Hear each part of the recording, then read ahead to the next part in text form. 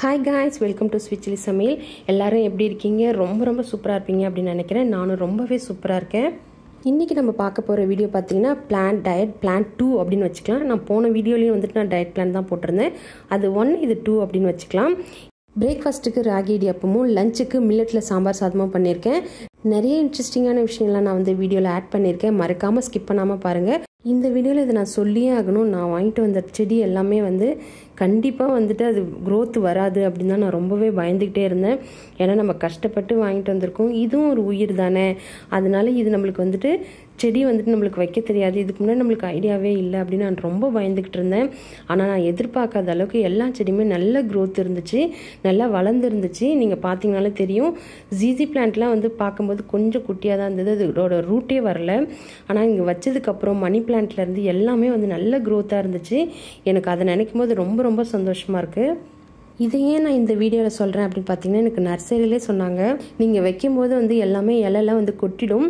இது பார்த்தீங்கன்னா jet plant, இது வந்து ஃபுல்லாக இலை கொட்டிட்டு தண்டுலேருந்து தான் வளரும், நீங்கள் பயந்துடாதீங்க அப்படின்னு சொல்லி தான் எனக்கு சொன்னாங்க. ஆனால் நான் எதிர்பார்க்கவே இல்லை, ஒரு இலை கூட உதிரவே இல்லை. எனக்கு இதுவே ரொம்ப சந்தோஷமாக இருக்குது. ஏன்னா இது நம்ம இந்த அளவுக்கு வளர்க்குறோம், ஒன்றுமே தெரியல அப்படின்னும்போது கொஞ்சம் ஹாப்பியாக தான் இருக்குது. ஓகே, நம்ம பிளான்ட் வைக்கிறதுக்கு கொஞ்சம் குவாலிஃபைட் ஆகிட்டோம் அப்படின்னு எனக்கு ரொம்ப சந்தோஷமாக இருக்குது. காலைல பிரேக்ஃபாஸ்ட்டுக்கு நம்ம இடியாப்பம் தான் பண்ண போகிறோம். ராகி இடியாப்பத்துக்கு ஃபுல்லாக ராகி போடாமல் கொஞ்சம் ஈக்குவல் 1:1 அந்த மாதிரி போட்டுக்கோங்க.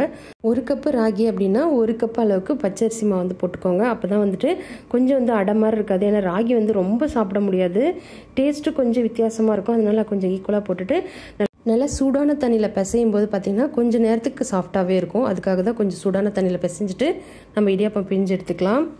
எனக்கு இந்த டவுட் வந்து ரொம்ப நாளாக இருக்குது, அது கேட்குற பிளாட்ஃபார்ம் கரெக்டான பிளாட்ஃபார்மா இது அப்படின்னு எனக்கு தெரியல. ரொம்ப நாளாக தேக்கி வச்சுட்ருக்கிறத அட்லீஸ்ட் நான் வெளியில் சொல்லவாது எனக்கு சான்சஸ் கிடச்சிருக்கு. எனக்கு என்ன டவுட் அப்படின்னு பார்த்தீங்கன்னா, கேர்ள்ஸாக இருக்கட்டும் பாய்ஸாக இருக்கட்டும், நம்ம ஸ்கூல் லைஃப்பில் இருக்கட்டும் இல்லை காலேஜ் லைஃப்லையாக இருக்கட்டும், நம்ம இஷ்டத்துக்கும் சாப்பிட்ருப்போம், கரெக்டான டயட்லாம் இருக்க மாட்டோம். அப்போலாம் நம்மளுக்கு டயட்னா என்னன்னு கூட தெரிஞ்சிருக்காது. ஒரு நேரம் சாப்பிட்ருப்போம், ஒரு நேரம் நம்ம வந்து சாப்பிடாமலே இருந்திருப்போம். நிறைய நாள் வந்துட்டு நம்மளுக்கு நிறைய ஸ்நாக்ஸ் தான் சாப்பிட்ருப்போம், அதையும் சாப்பிட்ருப்போம். அப்போல்லாம் போடாத ஒரு வெயிட்டு கல்யாணத்துக்கு அப்புறம் நம்ம எவ்வளோ ஸ்ட்ரெஸ்ஸு, எவ்வளோ டென்ஷன், ஒர்க்லோடு, வீட்டில் அவ்வளோ வேலை செஞ்சுக்கிட்டு இருக்கோம். இந்த நிலமையில வந்து நம்மளுக்கு வந்து வெயிட் போடுது அப்படின்னா அது என்ன ரீசனாக இருக்குன்னு எனக்கு புரியல. உங்களுக்கு தெரிஞ்சுன்னா மறக்காமல் கமெண்ட் பண்ணுங்கள், நானும் தெரிஞ்சுக்கிறேன். இந்த மாதிரி ராகி இடியாப்பம் பண்ணும்போது வீட்டில் நாட்டுக்கோழி குழம்பு இல்லைனா மட்டன் குழம்பு செய்கிற அன்றைக்கெலாம் ராகி இடியாப்பம் ட்ரை பண்ணுங்கள். ஏன்னா தேங்காய் பாலுக்கு கொஞ்சம் ஒரு மாதிரியாக தான் இருக்கும்.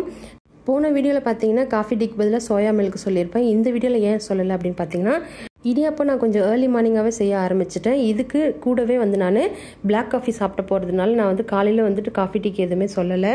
நெக்ஸ்ட் வீடியோவில் கண்டிப்பாக நான் அதை வந்து கண்டினியூ பண்ணுறேன்.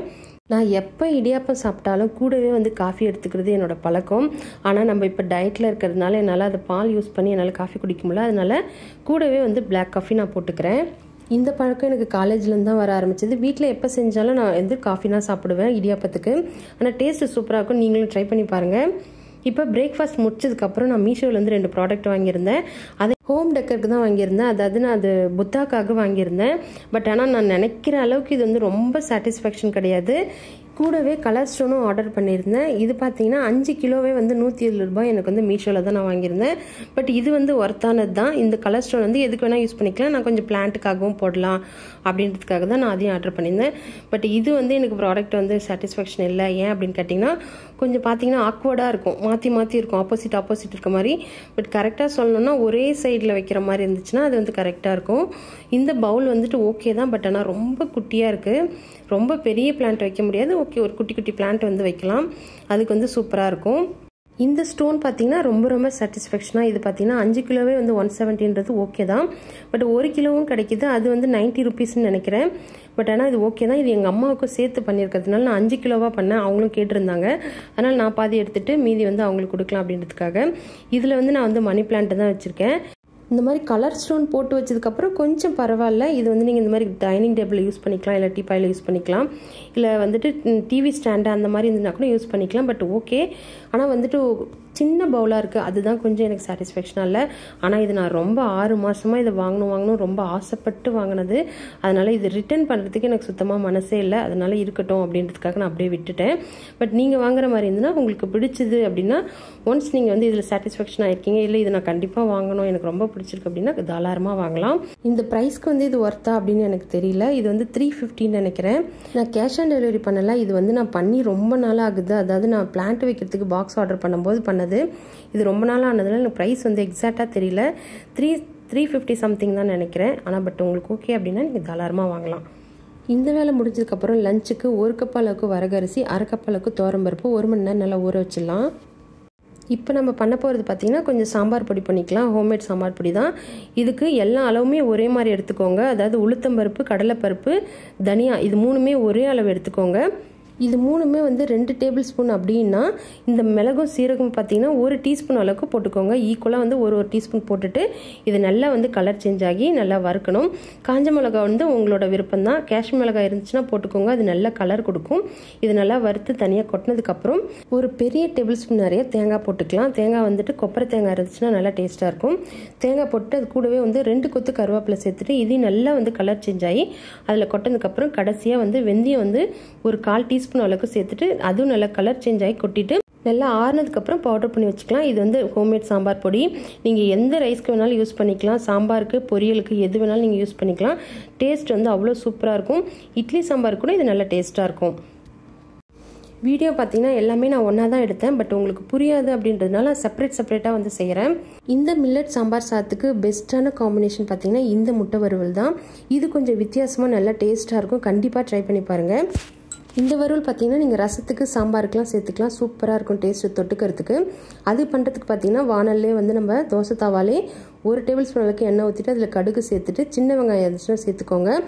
இந்த வறுவலுக்கு இந்த சின்ன வெங்காயம் செம்ம டேஸ்ட்டாக இருக்கும். இது கொஞ்சம் வந்து கலர் சேஞ்ச் ஆகட்டும். வெங்காயம் இந்த அளவுக்கு நல்லா நிற மாதிரி வரணும். இந்த மாதிரி கொஞ்சம் கொஞ்சமாக நல்லா வந்து செப்பரேட் பண்ணி விட்டுக்கலாம். அதில் இந்த பாயில் பண்ண முட்டையை இந்த மசாலாவோட நல்லா டிப் பண்ணி அதை வந்து மேலே வந்து அப்படியே அரேஞ்ச் பண்ணிக்கலாம். இந்த மசாலாவில் என்ன இருக்குது அப்படின்னு பார்த்தீங்கன்னா 1 ஸ்பூன் அளவுக்கு மிளகாத்தூள், நீங்கள் வந்து காரத்தூள் இருந்துட்டா கூட சேர்த்துக்கோங்க, இல்லை காஷ்மீர் மிளகாத்தூள் இருந்துச்சுன்னா சேர்த்துக்கோங்க, கலர் நல்லா கொடுக்கும். கூடவே வந்து 1/2 டீஸ்பூன் அளவுக்கு மிளகுத்தூள், ஒரு 1/4 டீஸ்பூன் அளவுக்கு மஞ்சத்தூள், தேவையான அளவுக்கு உப்பு சேர்த்துட்டு நல்லா கொஞ்சம் தண்ணி போட்டு மிக்ஸ் பண்ணி விட்டுக்கோங்க. நல்லா வந்து செப்பரேட் பண்ணி விட்டுட்டு அப்படியே வந்து வேகட்டும். இது நல்லா வந்து கலர் சேஞ்ச் ஆகிறது தெரியும். எண்ணெய் நல்லா அப்சர்வ் பண்ணதுக்கப்புறம் இதை அப்படியே திருப்பி போட்டு 2 சைடு நல்லா கலர் சேஞ்ச் ஆகிற வரைக்கும் வறுத்துக்கலாம். அது கூடவே வந்து மேலே பார்த்தீங்கன்னா கொஞ்சம் கருவேப்பிலை சேர்த்துக்கலாம். இந்த மாதிரி திருப்பி போட்டோம் அப்படின்னா உள்ளுக்குள்ளாரே நல்லா வேகும், வெளியில் நல்லா கிறிஸ்பியாக இருக்கும். சாப்பிட்றதுக்கும் வந்துட்டு அந்த பச்சை வாசனை, அந்த வெங்காயத்தோட வாசனை வராது. அந்த மாதிரி திருப்பி போடணும். ஒன்ஸ் வந்து 2 வாட்டி திருப்பி போட்டிங்கன்னா அப்படியே விட்டுருங்க. லோ ஃப்ளேம்லேயே வச்சிட்டிங்க அப்படின்னா அந்த எண்ணெய், அந்த மசாலா எல்லாமே நல்லா முட்டையில் ஒட்டிட்டு அது ஒரு தனி டேஸ்ட்டு கொடுக்கும். சாப்பிடும்போது அந்த வெங்காயத்தோட கிறிஸ்பினஸ் வந்து அவ்வளோ நல்லாயிருக்கும். இது அப்படியே இருக்கட்டும். சைமல்டேனியஸாக நம்ம சாம்பார் ரைஸும் பண்ணிடலாம். ஆல்மோஸ்ட் நம்மளோட முட்டை வந்து ரெடி ஆகிடுச்சு. இது அப்படியே லோ ஃப்ளேம்லேயே இருக்கட்டும், நல்லா கிறிஸ்பியாக வந்து வரட்டும். சாம்பார் பண்ணுறதுக்கு பார்த்தீங்கன்னா குக்கரில் ஒரு 2 டேபிள் ஸ்பூன் அளவுக்கு நல்லெண்ணெய் ஊற்றிட்டு அதில் தேவையான அளவுக்கு கடுகு, உளுத்தம்பருப்பு சேர்த்துக்கலாம். ஒரு பிஞ்சு அளவுக்கு வெந்தயம் சேர்த்ததுக்கப்புறம் இதில் காய்கறி சேர்த்துக்கலாம். உங்களுக்கு விருப்பமான எந்த காய்கறி வேணாலும் சேர்த்துக்கலாம். சின்ன வெங்காயம், பூண்டு, தக்காளி, பீன்ஸு, கேரட்டு, முருங்கைக்காய் வந்து நான் கடைசியாக வந்து சேர்த்துக்கலாம் அப்படின்றதுக்காக போகிறேன். ஏன்னா முருங்கைக்காய் வந்து சீக்கிரமாக வெந்துடும். காய்கறி ஓரளவுக்கு ஒரு 20% வெந்ததுக்கப்புறம் நம்ம அரைச்சி வச்சுருக்க பொடியை வந்து தாராளமாக 2 டேபிள் ஸ்பூன் அளவுக்கு சேர்த்துக்கலாம். ஏன்னா இதிலே வந்து தனியாத்தூள், காரத்தூள் எல்லாமே இருக்குது. இந்த ஒரு பொடி தான் வந்து ஃபுல்லாக வந்து சாம்பார் ரைஸ்க்கு டேஸ்ட்டு கொடுக்க போகுது. அதனால நல்லா மசாலாவும் நல்லா வெந்ததுக்கப்புறம் கடைசியாக வந்து முருங்கைக்காய் சேர்த்துட்டு ரொம்ப கலர வேண்டாம், ஒரு 2 நிமிஷம் வந்து முருங்கைக்காய் வந்து காய்கறியோட மிக்ஸ் ஆனால் போதும். இப்போ அதில் தேவையான அளவுக்கு கொஞ்சம் பெருங்காயத்தூள் சேர்த்துட்டு புளித்தண்ணி வந்து நம்ம ஊற்றிக்கலாம். ஒரு சின்ன நெல்லிக்காய் சைஸ் அளவுக்கு எடுத்திருக்கேன். அதில் பார்த்தீங்கன்னா ஒரு 1/4 கப் அளவுக்கு மட்டும் தண்ணி வந்து கரெக்டாக இருக்கும். இப்போ இந்த புளி தண்ணியோட வந்து இந்த காய்கறி நல்லா வேகட்டும். ஒரு 5 நிமிஷம் வெந்ததுக்கப்புறம் இதில் நம்ம தண்ணி ஊற்றி அரிசி போட்டுக்க வேண்டியதான். 1 கப்பு ரைஸ்க்கு அப்படின்னு பார்த்தீங்கன்னா 5 கப்பு தண்ணி வந்து கரெக்டாக இருக்கும். இது வரகரிசிக்கு மட்டும் கிடையாது, நீங்கள் எந்த மில்லட் எடுத்தாலும் இதே சாம்பார் ரைஸ்லேயே பண்ணி பாருங்கள். இது டேஸ்ட் வந்து அவ்வளோ சூப்பராக இருக்கும், நல்லா மெல்ட் ஆகி வரும் வாயில். இப்போ மூடி போட்டு மூடி ஒரு 3 விசில் வந்து வர வரைக்கும் அப்படியே விட்டுடலாம். என்ன சாம்பார் சாதம் பண்ணியிருந்தாலும் ஏதாச்சும் ஒரு கிறிஸ்பியாக சாப்பிடணும்னு ஆசையாக இருக்கும்ல. அதனால் இன்றைக்கி நான் பண்ண போகிறது கொத்தவரங்காய் வத்தல் தான். என்ன டயட்டில் இருக்கீங்க ஆனால் ஃப்ரை ஐட்டம் எடுக்கிறீங்க அப்படின்னு கேட்காதீங்க. இது வந்து எண்ணெயில் பொரிச்சா மட்டும்தான் வரும். இந்த வத்தல் நீங்களும் பண்ணணும் அப்படின்னா ஒன்றுமே இல்லை. உப்பு தண்ணியில் நல்லா வந்து கொத்தவரங்காய் வேக வைக்கணும். ஒரு 70% வெந்ததுக்கப்புறம் ஒரு 3 நாளுக்கு வந்து வெயிலில் நல்லா காய வச்சுக்கிட்டே இருந்தீங்கன்னா இந்த மாதிரி நல்லா சுருங்கி வந்துடும். அதை இந்த மாதிரி எண்ணெயில் போட்டு பொரித்து இந்த மாதிரி கஞ்சி சாப்பிடும்போது அப்படின்னா நம்ம ஏதாவது தொட்டுக்கிறதுக்கு சாப்பிடும்போது ரசத்துக்கு சாப்பிடும்போது இந்த மாதிரி பொரித்து மேலே கொஞ்சம் உப்பு மிளகாத்தூள் சாப்பிட்டிங்கன்னா டேஸ்ட் அவ்வளோ சூப்பராக இருக்கும். நம்ம ஆல்மோஸ்ட் வீடியோவோட எண்டுக்கு வந்தாச்சு. கண்டிப்பாக இந்த டயட் பிளான் உங்களுக்கு யூஸ்ஃபுல்லாக இருக்கும் அப்படின்னு நான் நம்புகிறேன். உங்களுக்கு ஏதாவது சஜெஷன் இருந்துச்சு அப்படின்னா நீங்கள் டைரெக்டாக வந்து கமெண்ட்ஸில் சொல்லலாம். நான் ஏதாவது சேஞ்ச் பண்ணணும் அப்படின்னு நினச்சிங்கன்னா நீங்கள் கமெண்ட்டில் சொல்லலாம். கண்டிப்பாக நான் ட்ரை பண்ணுறேன். இந்த மாதிரி மில்லட் வந்து நீங்கள் டயட்டுக்குன்னு சாப்பிடாம வீக்லி ட்வைஸாவது நீங்கள் சாப்பிடுங்க. அது இந்த மாதிரி சாம்பார் சாதம், பால் கஞ்சி இதெல்லாம் வந்து ரொம்ப டேஸ்ட்டாக இருக்கும் மில்லட்டில்.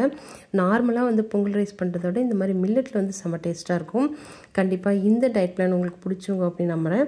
இது போல் வீடியோ உங்களுக்கு தொடர்ந்து பார்க்கணும் அப்படின்னு நம்ம சேனலை மறக்காமல் ஃபாலோ பண்ணிக்கோங்க.